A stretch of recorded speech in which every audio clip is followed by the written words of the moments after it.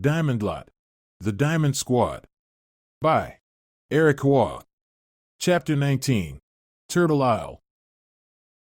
After a short walk, they were led through a hidden path in the forest where they found a lake at the end. Bella and Nathan couldn't put it into words, but they could feel that this was no ordinary lake. The knight pointed at them with his lance and signaled for them to get into the waters. Bella and Nathan were skeptical about jumping into a mysterious pool of water, but Leeloo wasted no time. She dove in with glee and began splashing around in the lake. After seeing the jolly dragon swimming in the lake, Bella and Nathan decided the area was safe and they entered into the pool. Upon entering the water, they felt peace and tranquility, a feeling that they had forgotten since the start of their journey. Not only was the lake cleansing their body from any irregularities, but they were healing both physically and mentally. Bella was enjoying the peaceful moment, but that wouldn't last long as Nathan started making random noises and splashing the water. After they left the pool, they were greeted by the knight who had guided them there. The interesting thing was that his tone seemed different from before.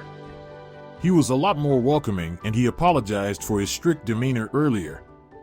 He introduced himself as Zaid, the protector of the Turtle Isle. Nathan grew excited as he heard stories about giant turtles inhabiting this place. He begged Zaid to take him to see the turtles, but with a sad look on his face, he told Nathan that the turtles were near extinction. Years ago, when Zaid first arrived, the island was thriving with both humans and turtles living together in harmony. The island was like the ideal utopia, and many thought this would last forever. But one day a giant creature from the sea appeared and began devouring all the inhabitants of the island.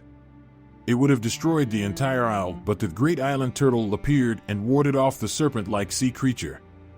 The people were saved, but the great island turtle warned the people that the sea monster would return. The people had no fear as they had their great guardian to protect them, but little did they know, he was badly wounded. Over time, the great island turtle grew weaker and nature on this island began to deteriorate. That was when the curse appeared, turning turtles into these monstrous creatures known as the Grecs. The people began fearing for their lives, as this was an omen of worse things to come. Many abandoned the island, leaving it to rot. Zaid was most likely the only survivor left on this island, and he vowed to do all he could to protect the isle. The atmosphere had gone quiet for the moment. Normally this would be difficult for Nathan to handle, but he understood some of the pain Zaid must have been going through. He looked at Bella, and without saying a word, they both agreed on what their next course of action would be.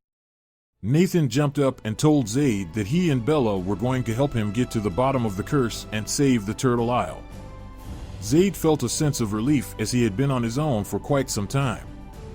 He had almost forgotten what it felt like to be in the company of others. Nathan confidently walked towards one direction, but when asked by Bella if he knew where he was going, he stopped and replied that he had no clue. Bella smacked her face in disappointment, but Zaid appreciated Nathan's positivity and energy. The only problem was they were going to need more than a positive attitude to solve the mystery. It was at that moment that they turned their attention to Leeloo. While they were having their conversation, Leeloo had picked up a scent and wanted everyone to follow her. Accompanied by their new ally, Zaid, the three warriors proceeded to follow the young dragon.